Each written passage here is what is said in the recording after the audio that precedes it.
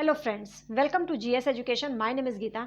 आज हम डिस्कस करेंगे प्रीवियस ईयर क्वेश्चन पेपर और पेपर 2 सोशल साइंस में लेकर आई हूँ। जिनका पेपर 2 सोशल साइंस है उनके लिए ये वीडियो बहुत ही इंपॉर्टेंट होने वाली है। आप सब लोग जानते हैं कि प्रीवियस ईयर जो है बहुत ही इंपॉर्टेंट है।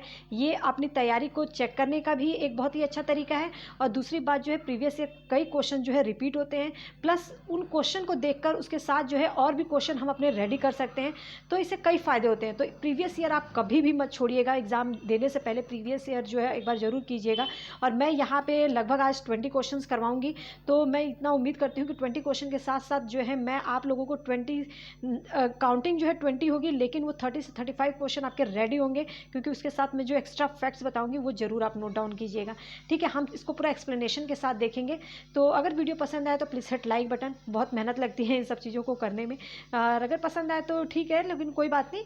और लेकिन अपनी क्वेरी जो है कमेंट सेक्शन में ज़रूर पूछा कीजिए कैसा लगा, और कोई सजेशन हो वो ज़रूर बताया कीजिए, क्योंकि अच्छा लगता है कि हम कुछ कर रहे हैं तो कोई इसको वॉच कर रहा है, उसमें कोई मतलब देख रहा है चीज़ों को, तो अच्छा लगता है। ठीक है, सही लगे ऐसे प्रैक्टिस करना तो चैनल को सब्सक्राइब कर सकते हैं, नहीं तो कोई बात नहीं, बस अपनी प्रैक्टिस करते रहिए, आगे बढ़ते रहिए। और इस बार का जो CTET का एग्ज़ाम हमें निकालना है। ठीक है, तो चलिए स्टार्ट करते हैं बिना टाइम वेस्ट के। इसका PDF मैं टेलीग्राम पे शेयर कर दूंगी। तो अब स्टार्ट करते हैं। तो अगर मैं बात करूं यहाँ पर, जो पहला क्वेश्चन है हमारा, स्थल का एक संकरा भाग, पेन ले लेते हैं। स्थल का एक संकरा भाग जो दो बड़े स्थलीय भागों को एक दूसरे से जोड़ता है, उसे क्या कहते हैं? स्थल संधि कहते हैं, द्वीप कहते हैं, खाड़ी या जल संधि। तो याद रखिएगा, द्वीप क्या है? द्वीप वो होता है जिसके चारों तरफ जो है पानी होता है, वो द्वीप होता है, बीच में एक टापू होता है। ठीक है, खाड़ी क्या होता है? खाड़ी जो है ये 3 तरफ से तो पानी से घिरा होता है, और एक तरफ जो है क्या होता है? स्थल, जैसे कि बंगाल की खाड़ी। ठीक है, और अगर मैं बात करूं जल संधि की, तो जल संधि जो है जलीय भाग जिसको जोड़ता है। मतलब कि अगर मैं इसमें बहुत अच्छा सा उदाहरण लूं तो एक हमारा आ जाता है पाक जल संधि। कौन सा होता है? पाक जल संधि। पाक जल संधि आ जाता है। और इसकी बात करें तो ये कौन से 2 देशों को अलग करता है? तो ये करता है भारत और श्रीलंका को अलग करता है।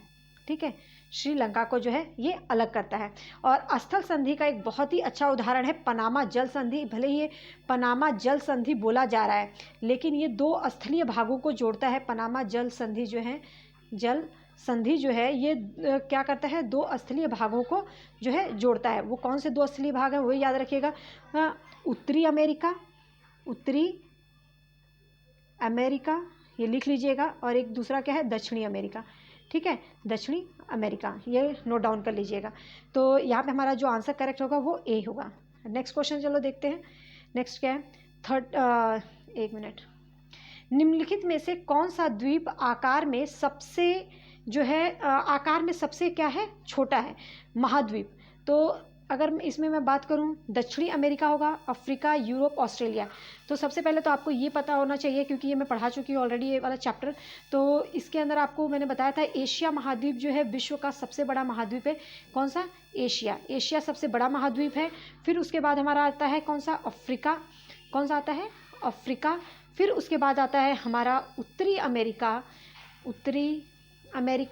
और 4th आता है, लिखते जाइए, दक्षिणी अमेरिका आता है। फिर उसके बाद अंटार्कटिका आता है, देन हमारा यूरोप आता है, और फिर ऑस्ट्रेलिया। मतलब सबसे जो छोटा महाद्वीप की अगर हम बात करें तो वो कौन सा है? ऑस्ट्रेलिया। ठीक है, नेक्स्ट, उच्च प्राथमिक स्तर पर सामाजिक विज्ञान में शामिल है कौन सा? जो हमारे उच्च प्राथमिक स्तर है, बोले तो अपर प्राइमरी स्टेज है। मतलब जो सोशल साइंस का विषय है उसमें अपर प्राइमरी स्टेज, जो प्राइमरी स्टेज से ऊपर, मतलब 6 to 8, उसमें कौन से जो है इसमें से सब्जेक्ट शामिल हैं? इतिहास, भूगोल, अर्थशास्त्र, समाजशास्त्र। देखो, अर्थशास्त्र, समाजशास्त्र तो नहीं आता है। ठीक है, ये तीनों तो सही है। इतिहास, भूगोल, राजनीति विज्ञान, अर्थशास्त्र, बिल्कुल। हमारा क्या होता है? हिस्ट्री भी होता है, ज्योग्राफी भी होता है, सिविक्स भी होता है, और इकोनॉमिक्स भी होता है। तो हमारा कहीं ना कहीं ये चलो सही जा रहा है। नेक्स्ट, हिस्ट्री, ज्योग्राफी, यहाँ पे हमारा सिविक्स आ गया। समाजशास्त्र वाला ऑप्शन ही काट दो, मनोविज्ञान भी नहीं होता है। ठीक है, तो हमारा ऑप्शन जो है कौन सा हमारा यहाँ पे करेक्ट होगा?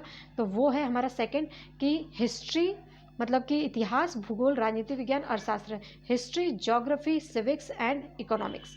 ठीक है, नेक्स्ट क्वेश्चन देखते हैं। नेक्स्ट में क्या बोला गया है? आगमनात्मक अधिगम आगमनात्मक अधिगम निम्नलिखित में से किस विधा का विरोधाभासी है? विरोधाभासी की बात कर रहे हैं। संरचनात्मक परीक्षण मतलब स्ट्रक्चर, जो स्ट्रक्चरल ट्रेनिंग होती है उसको, अनुकरण का मतलब स्टिमुलेशन, निपुणात्मक या व्याख्यात्मक शिक्षण। तो याद रखिएगा जो आगमन विधि होती है, मैंने आपको निगमन तो हमने नियम से जो है उदाहरण की ओर जाता है, लेकिन आगमन जो है जो चीज़ें हमें पता है मतलब ज्ञात से अज्ञात की ओर जाता है, तो वो इनमें से कौन सा करेक्ट होगा? आप थोड़ा सा सोचिए और इसका आंसर दीजिए। तो इसका जो एग्जैक्ट आंसर होगा वो होगा व्याख्यात्मक शिक्षण। कहने का अर्थ है व्याख्यात्मक शिक्षण का जो है ये विरोधाभासी है आगमनात्मक, क्योंकि व्याख्यात्मक शिक्षण जो बड़ी क्लास में होता है, इसका अर्थ है कि बड़ी क्लासों में जो है हम इसमें टीचर जो है क्या करती है, चीज़ों की व्याख्या करते हुए जाती है, और यहाँ पर आगमनात्मक क्या जो चीज़ बच्चों को ज्ञात होता है उससे जो है अज्ञात की ओर ले जाया जाता है। नेक्स्ट देखते हैं, नेक्स्ट क्वेश्चन, एक मिनट, हाँ नेक्स्ट देखते हैं। नेक्स्ट क्वेश्चन क्या है? दिए गए, एक मिनट पेन ले लेते पहले। दिए गए कथनों ए और बी को पढ़िए और सही उत्तर का चयन कीजिए। आलोचनात्मक सोच, आलोचनात्मक मतलब जो क्रिटिकल थिंकिंग होती है, आलोचनात्मक सोच धारणाओं के निर्माण तथा विचारों के अनुप्रयोग और विस्तार को बढ़ावा देती है। मतलब जो हमारी क्रिटिकल थिंकिंग होती है वो किसको प्रमोट करती है? ये धारणाओं के निर्माण और विचारों के अनुप्रयोग का प्रयोग और विस्तार को बढ़ावा देती है। कहीं ना कहीं सही बात है। जो क्रिटिकल थिंकिंग होती है, जो आलोचना करते हैं, उन लोगों के जो विचार हैं वो क्या करते हैं, विचारों के वो लोगों का प्रयोग और विस्तार को बढ़ावा देती है। मतलब उनकी सोचने की क्षमता इतनी आगे, वो क्रिटिसाइज तभी कर रहे हैं जब उनकी सोचने की शक्ति है। ठीक है, यह दूसरे के तर्कों और विश्वासों को समझने और मूल्यांकन करने में मदद नहीं करती है। तो इसमें से हमारा जो करेक्ट आंसर होगा वो क्या होगा?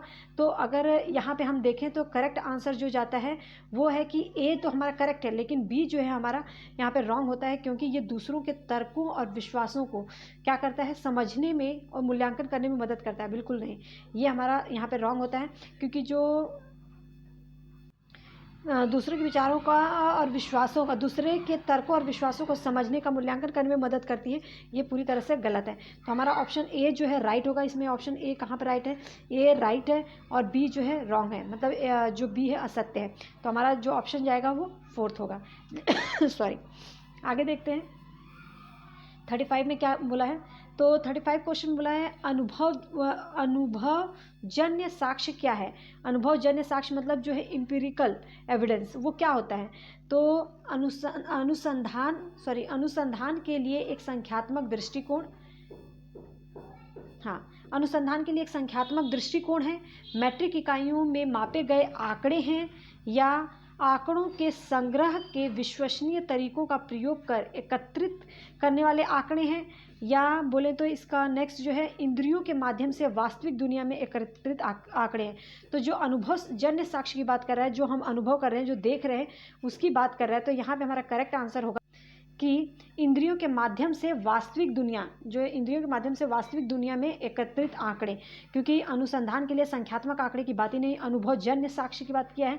तो मतलब हम अपने इंद्रियों से चीज़ों को देख रहे हैं, जो वास्तविक दुनिया में जो आंकड़े हैं उसकी बात कर रहे हैं। ठीक है, 37 का देखें।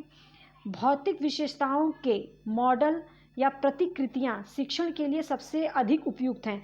किसमें? भौतिक की बात कर रहे हैं, यहीं से आपको समझ में आ गया होगा। और मॉडल की बात कर रहे हैं तो अर्थशास्त्र, भूगोल, राजनीति विज्ञान या इतिहास। तो इसका करेक्ट आंसर सीधे से हमारा क्या हो जाएगा? बी जो है इसका क्या है? भूगोल। ठीक है, क्या होगा? भूगोल। भूगोल में ही हम जो है भौतिक विशेषताओं के लिए जो है मॉडल बनाते हैं अपने चीज़ों को समझाने के लिए बच्चों को। तो यहाँ पे यही क्वेश्चन पूछा है कि भौतिक विशेषताओं के जो मॉडल या प्रतिकृतियाँ शिक्षण के लिए सबसे अधिक उपयुक्त होती हैं कौन से सब्जेक्ट में? तो वो है हमारा भूगोल। ठीक है, नेक्स्ट क्वेश्चन देखते हैं।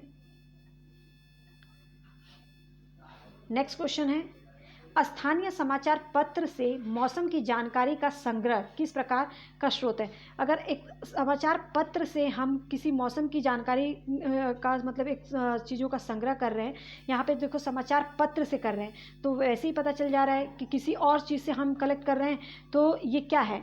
मतलब एक तरह से द्वितीय काम कर रहे हैं, क्योंकि प्राथमिक आंकड़े कौन से होते हैं? पहला आंकड़ा वो होता है जो पहली बार जो खोजकर्ता होता है पहली बार में ही जो है उसका संग्रह करता है। ये आंकड़े जो है मौलिक रूप से जैसे जनसंख्या हुआ, उत्पादन की मात्रा हुआ, इनको बोल सकते हैं। लेकिन द्वितीयक आंकड़े में हम जो है किसी चीज़ के द्वारा चीज़ों को संग्रह करते हैं। जैसे समाचार पत्र से हम यहाँ पे मौसम की जानकारी का संग्रह कर रहे हैं, तो ये क्या हो जाएगा? इसका आंसर हमारा करेक्ट द्वितीयक आंकड़ा हो जाएगा। प्राथमिक आंकड़ा जैसे जो खोजते हैं तुरंत ही उसी चीज़ को हम लिखते हैं, वो यहाँ पर क्या है, समाचार पत्र से हम ले रहे हैं। ठीक है, तो नेक्स्ट क्वेश्चन देखते हैं। नेक्स्ट क्वेश्चन में क्या बोला गया है, सीखने की अक्षमता वाले शिक्षार्थी किस प्रकार की कक्षा में अन्य छात्रों के साथ सीखते हैं। सीखने की अक्षमता वाले शिक्षार्थी किस प्रकार की, तो अगर यहाँ पे किसी भी बच्चे में मतलब लर्निंग में जो है उसको डिसेबिलिटी है, मतलब वो सीख नहीं पा रहा है, उसमें जो है क्लासरूम में वो सीखने में एबल नहीं है। ठीक है, तो शिक्षार्थी किस प्रकार की कक्षा में अन्य छात्रों के साथ सीखते हैं, तो वो कौन सी शिक्षा होती है, विशेष प्रकार की, नहीं बिल्कुल नहीं, स्पेशल अलग उनके लिए अलग स्कूल नहीं दिया जाता है। अगर बच्चा में अक्षमता है और उसको बाकी बच्चों के साथ ही सीखने को दिया जा रहा है तो वो कौन सा है, आधुनिक भी बोल सकते हैं क्योंकि आजकल इस तकनीक का प्रयोग किया जा रहा है, लेकिन इससे कोई आंसर अच्छा देखते हैं, समावेशी। देखो समावेशी वो शिक्षा होती है जहाँ पे बधिर बच्चे होते हैं, जहाँ पे विकलांग बच्चे होते हैं, इन सब बच्चों को, विशिष्ट बच्चे होते हैं, प्रतिभाशाली बच्चे होते हैं और सामान्य बच्चे होते हैं, इन सब बच्चों को एक साथ बैठाकर शिक्षा दी जाती है। तो वो जो कौन सी शिक्षा होती है, समावेशी शिक्षा। और क्वेश्चन भी यही पूछा है, सीखने की अक्षमता वाले शिक्षार्थी को किस प्रकार की कक्षा में अन्य छात्रों के साथ सीखते हैं, किस प्रकार की कक्षा में, तो वो है हमारा समावेशी कक्षा। ठीक है, तो हमारा ऑप्शन जो है यहाँ पे बी करेक्ट होगा। नेक्स्ट क्वेश्चन देखते हैं। नेक्स्ट क्वेश्चन में क्या बोला गया है, तो नेक्स्ट क्वेश्चन देखते हैं। नेक्स्ट हमारा जो है 40 क्वेश्चन है। क्या इसके अंदर कहा गया है, पेन ले लेते हैं। हाँ, निम्नलिखित सिद्धांत किसने दिया है, मतलब ये किसने बात बोली है, सभी बच्चे विकास के एक समान अनुक्रम से गुजरते हैं, समान अनुक्रम से गुजरते हैं, याद रखिएगा, लेकिन विभिन्न दरों से। इसलिए शिक्षक को जो है पूरी तरह से कक्षा के लिए नहीं बल्कि व्यक्तिगत बच्चों और छोटे समूहों के लिए गतिविधियों की योजना बनानी चाहिए। ये बात किसने कही है, समान अनुक्रम कहने का मतलब है जो है बच्चे का जो विकास होता है वो क्या बोल रहा है, सेम सीक्वेंस में, सेम सीक्वेंस में जो है बच्चे का विकास होता है, और लेकिन उसका जो डेवलपमेंट होता है वो उसका रेट जो होता है वो डिफरेंट होता है, मतलब डिफरेंट रेट से, विभिन्न दरों से उसका जो है वो गुजरता है। तो इसलिए शिक्षक को जो है एक अपने माइंड में पूरी कक्षा को लेकर नहीं बल्कि जो कक्षा में जो बच्चे हैं उनमें जो इंडिविजुअल डिफरेंसेस हैं उनको लेकर और छोटे छोटे ग्रुप्स में जो है गतिविधियों की योजना जो है उसको बनानी चाहिए शिक्षक को। तो ये बात अगर आप लोगों ने ध्यान दिया होगा तो हमने पढ़ा था जीन पियाजे में। अब ऑप्शन में देखते हैं है कि नहीं, डी पर्सेल बिल्कुल नहीं, जे एच बेल बिल्कुल नहीं, जीन पियाजे बिल्कुल, यही हमारा करेक्ट आंसर है। सी एल ऑन्गडेन ये भी नहीं है। तो हमारा जो करेक्ट आंसर है वो क्या है, जीन पियाजे ने जो है ये बात कही थी कि बच्चों का जो विकास होता है वो सेम सीक्वेंस में होता है, लेकिन उसका जो वो डिफरेंट रेट से, वो अलग अलग दर से जो है बच्चे आगे बढ़ते हैं। और एक शिक्षक को जो है पूरी कक्षा को लेकर नहीं बल्कि उस कक्षा में मौजूद बच्चों के जो व्यक्तिगत उनमें डिफरेंसेस हैं, इंडिविजुअल डिफरेंसेस हैं, उसको ध्यान में रखना चाहिए और छोटे छोटे ग्रुप्स में जो है चीज़ों को, बच्चों को गतिविधियाँ देनी चाहिए। ठीक है, नेक्स्ट क्वेश्चन देखते हैं। नेक्स्ट में क्या बोला गया है 41 में, 41 कक्षा में सहकारी शिक्षा को बढ़ावा देने के लिए एक शिक्षक को क्या चाहिए। सहकारी शिक्षा मतलब यहाँ पे बात की जा रही है कोऑपरेटिव लर्निंग। किसकी बात की जा रही है, कोऑपरेटिव लर्निंग की। तो कोऑपरेटिव लर्निंग की अगर बात करें तो उन्हें व्यक्तिगत परियोजनाएं दें। देखो कोऑपरेटिव की बात की जा रही है और व्यक्तिगत हम बोल दे रहे हैं, तो ये तो हमारा पूरा ही गलत हो जाएगा। काम के लिए कक्षा को छोटे समूहों में विभाजित कर दें। हम बात कर रहे हैं एक दूसरे को कोऑपरेट करने के लिए, अलग अलग नहीं करने के लिए, तो ये भी हमारा जो गलत हो जाएगा। ठीक है, परियोजना को करने के लिए उन्हें विभिन्न स्रोत प्रदान करें। मतलब अगर आपको प्रोजेक्ट दे रहे हैं तो उनको अलग अलग स्रोत जो है, सोर्स जो है उन्हें प्रदान करें। अगर हम ही सोर्स दे देंगे तो उन बच्चों के बीच में कहाँ से कोऑपरेशन की भावना आएगी, तो ये भी हमारा ऑप्शन गलत हो जाएगा। छात्रों को बहस और चर्चाओं में लगाएं। अब यहाँ पे देखो स्टूडेंट जो हैं जब एक दूसरे के साथ डिबेट करेंगे और डिस्कशन करेंगे, तो मतलब कि एक दूसरे के साथ जो है ये डिबेट और डिस्कशन कर रहे हैं, इसका मतलब उनके बीच में जो है एक कॉपरेशन हो रहा है, मतलब कॉपरेट करेंगे वो। ठीक है, तो सहकारी शिक्षा को बढ़ावा देने के लिए छात्रों को जो है बहस और चर्चाओं में लगाएं, मतलब कि ऑप्शन जो 4 है हमारा वो करेक्ट होगा। नेक्स्ट क्वेश्चन देखते हैं 42 में क्या बोला गया है। 42 की अगर हम बात करें तो इसमें एक आत्मनिर्देशित, एक मिनट पेन ले लेते हैं।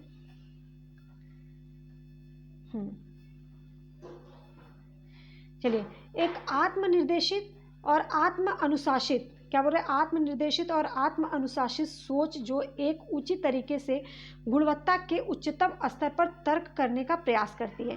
ठीक है, आत्मनिर्देशित मतलब सेल्फ गाइडेड जो है और सेल्फ डिसिप्लिन है। ठीक है, सोच को जो एक उचित तरीके से गुणवत्ता के उच्चतम स्तर पर तर्क करने का प्रयास करती है उसे क्या कहते हैं, जटिल सोच नहीं, कॉम्प्लेक्स थिंकिंग तो नहीं बिल्कुल कहलाएगा, बुद्धिमान सोच बिल्कुल नहीं, अमूर्त नहीं, आलोचनात्मक सोच यस, क्रिटिकल थिंकिंग कहलाएगा क्योंकि यहाँ पे सेल्फ गाइडेड और सेल्फ डिसिप्लिन है अगर, तो ऐसी जो सोच है एक उचित तरीके से गुणवत्ता के उच्चतम स्तर पर तर्क करने का प्रयास कर रही है, मतलब उसकी क्रिटिकल थिंकिंग की यहाँ पे बात हो रही है, तो आलोचनात्मक सोच, मतलब ऑप्शन जो है हमारा 4 जो है करेक्ट होगा। नेक्स्ट क्वेश्चन देखते हैं। नेक्स्ट क्वेश्चन क्या है, 43 में क्या कहा जा रहा है, अजंता गुफा चित्रों में इस्तेमाल किए गए रंग निम्नलिखित में से किस सामग्री का प्रयोग किया गया है। फैक्चुअल क्वेश्चन है, ग्रेफाइट का किया गया है, पौधे और खनिज का किया गया है, स्लेट या पशु अंगों के अवशेष। तो याद रखिएगा जो रंगों का इस्तेमाल किया गया है वो जो है पौधे और खनिज, किसका, पौधे और खनिज का जो है इस्तेमाल किया गया है। ठीक है, नेक्स्ट क्वेश्चन देखते हैं। हाँ 44 में क्या बोला गया है, 44 क्वेश्चन जो है, सबसे पुरानी पांडुलिपियाँ डैश पर लिखी गई हैं। ये भी चैप्टर हमारा हो चुका है, सबसे पुरानी पांडुलिपियाँ, और बहुत बार ये क्वेश्चन पूछा गया पांडुलिपियों के बारे में, और इसके अलग अलग फैक्ट्स हैं वो मैंने बताया भी है। ठीक है, तो पत्थरों, कागज़, लकड़ी या ताड़पत्रों। तो याद रखिएगा जो पांडुलिपियाँ थी, जो पुरानी पांडुलिपियाँ, वो भूर्ज नामक एक हिमालय में एक पेड़ है भूर्ज नामक पेड़, उसके ताड़पत्रों पे जो है वो लिखी गई थी। तो हमारा 4th ऑप्शन जो है यहाँ पे करेक्ट होगा, भूर्ज नामक के ताड़पत्रों पर, भूर्ज नामक पेड़ है उसके ताड़पत्रों पर लिखी गई थी। मानव इतिहास निम्नलिखित में से कौन सी अवधि काल सबसे लंबी रही है। तो ये जो है इसका आंसर क्या होगा, मध्य पाषाण काल, नवपाषाण काल, महापाषाण काल या पूरा पाषाण काल। तो याद रखिएगा सबसे पहला काल जो है प्राग ऐतिहासिक काल जिसको बोला जाता है, जो युग रहा है, पूरा पाषाण काल की अवधि मानव इतिहास की सबसे लंबी अवधि रही है। और ये काल जो है, इस काल में पत्थरों का बहुत प्रयोग किया गया था, जो हैंडेक्स बनाए जाते थे वो पत्थरों के बनाए जाते थे। ठीक है, तो ये प्राग ऐतिहासिक युग वह समय था जब मानव पत्थर के औजार बनाना सबसे पहले शुरू किया था। और उस टाइम पे ये जो काल है, आज के काल से अगर हम बात करें तो 20 साल 20 लाख जो है क्या है, ये 20 लाख साल पूर्व से लेकर आज के समय का अगर आधुनिक बात करें जाए तो 20 लाख साल पूर्व से लेकर मतलब 12,000 साल पहले तक का काल, 12,000 साल पूर्व का समय रहा है पूरा पाषाण काल का। नेक्स्ट क्वेश्चन देखते हैं। तो इसका आंसर पता चल गया होगा आप लोगों को, क्या था, पूरा पाषाण काल। ठीक है, नेक्स्ट क्वेश्चन क्या पूछ रहा है, 1 मिनट, 46 में दिए गए कथन ए और बी को पढ़िए। 1 मिनट पेन ले लेते हैं। ए और बी को पढ़िए और सही उत्तर का चयन कीजिए। देखिए यहाँ पे क्या बोला जा रहा है, मेहरगढ़ पाकिस्तान के बोलन दर्रे के पास एक उपजाऊ मैदान में स्थित है। क्या ये बात सही है? बिल्कुल सही है। मेहरगढ़ जो है पाकिस्तान के बोलन दर्रे के पास ही है और ये एक उपजाऊ मैदान है। ठीक है, अगर हम पहले की बात करें तो ये स्थान बहुत ही महत्वपूर्ण था और नवपाषाण युग जो है के बहुत से अवशेष यहाँ पे नवपाषाण के जो युग है, यहाँ पे याद रखिएगा जो मेहरगढ़ है वहाँ पे नवपाषाण युग में जो है बहुत सारे अवशेष जो है यहाँ पे मिले हैं। ये स्थान लगभग अगर आज बात करें बलूचिस्तान पाकिस्तान में ही है, तो बलूचिस्तान में जो है ये स्थान है मेहरगढ़।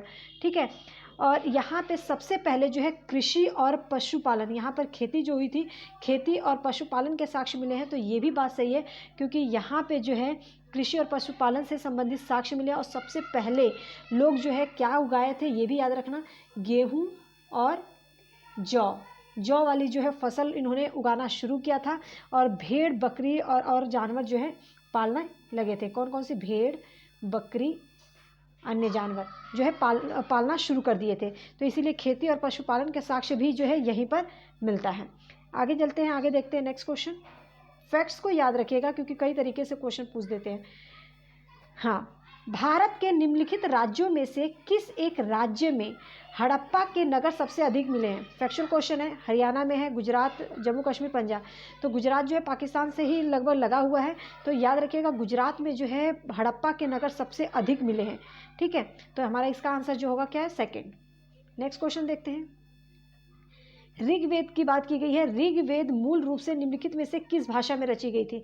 तो ऋग्वेद जो है पाली में रची गई थी, संस्कृत, प्राकृत, ब्राह्मी।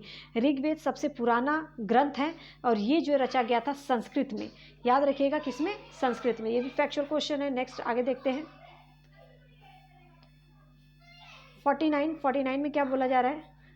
6ठी शताब्दी ईसा पूर्व में मगध महाजनपद के पहले शासक कौन थे? प्रसेनजीत, बिंबिसार, अजातशत्रु या महाबी? ये बताइए। तो इसमें क्या होगा? मगध महाजनपद के पहले शासक कौन थे? तो याद रखिएगा प्रसेनजीत थे, बिंबिसार, अजातशत्रु या महाबी। तो सबसे पहले शासक जो है बिंबिसार थे। ठीक है, बिंबिसार के पुत्र अजातशत्रु थे, जो कि अजातशत्रु ने ही बिंबिसार को मारा था। तो इसके बाद जो है अजातशत्रु बने थे और ये लगभग जो है 542 ईस्वी में जो है ईसा पूर्व में जो है मगध राज्य का जो है प्रथम शासक बने थे। और बोला जाता है मगध साम्राज्य का वास्तविक संस्थापक, तो याद रखिएगा मगध साम्राज्य के वास्तविक संस्थापक जो है वो कौन थे? बिंबिसार। ठीक है, नेक्स्ट क्वेश्चन। हाँ, 50 में क्या बोला गया है? 50 क्वेश्चन बोला जा रहा है कि निम्नलिखित में से कौन सा बौद्ध धर्म के त्रिरत्नों में से नहीं है? मतलब बौद्ध धर्म के 3 त्रिरत्न थे, तो वो इनमें से कौन सा नहीं है वो याद रखिएगा। धम्म, अहिंसा, संघ या बुद्ध। तो इनमें से त्रिरत्नों में से नहीं है। किसकी बात की जा रही है? नहीं है। तो इसका आंसर करेक्ट क्या होगा? तो इसका आंसर होगा अहिंसा। ठीक है, धम्म, संघ और बुद्ध की बात तो इन्होंने की है। बौद्ध धर्म में इन तीनों की बात की गई है, धम्म, संघ और बुद्ध की, लेकिन इन्होंने जो है अहिंसा की बात नहीं की है। तो ये जो है हमारा जो है गलत ऑप्शन है, मतलब सेकंड जो है इसका आंसर नहीं होगा। अहिंसा की बात जैन धर्म के मूल सिद्धांत में आता है। किस में आता है? याद रखिएगा, जैन धर्म का जो मूल सिद्धांत है, मूल सिद्धांत, उसमें जो है इसका प्रयोग किया गया है, उसमें ये आता है। और जैन धर्म भारत के प्राचीन धर्मों में से एक है, ये तो हम सब लोग जानते ही हैं। यहाँ 50 क्वेश्चन मैंने यहाँ पे प्रैक्टिस कराया। कुछ पेडागोजी के क्वेश्चन थे, कुछ हमारे जो है बुक्स के थे, हिस्ट्री और ज्योग्राफी के। अब इसके आगे जो मैं कराऊंगी इसमें हमारा सिविक्स भी शामिल हो जाएगा। तो नेक्स्ट जो है हम 20 क्वेश्चन जो है कल करेंगे। सेशन कैसा रहा ज़रूर अपने कमेंट में अपना जो है एडवाइस दीजिएगा, अपना सजेशन दीजिएगा। और इसी तरीके से प्रैक्टिस करना है या नहीं ये भी बताइएगा। ठीक है, और ऑल दी बेस्ट। बस तैयारी करते रहिए और प्रैक्टिस ज़्यादा से ज़्यादा कीजिए। और इस बार का CTET का एग्ज़ाम आपको कैसे भी करके निकालना ही है। ठीक है, ऑल दी बेस्ट।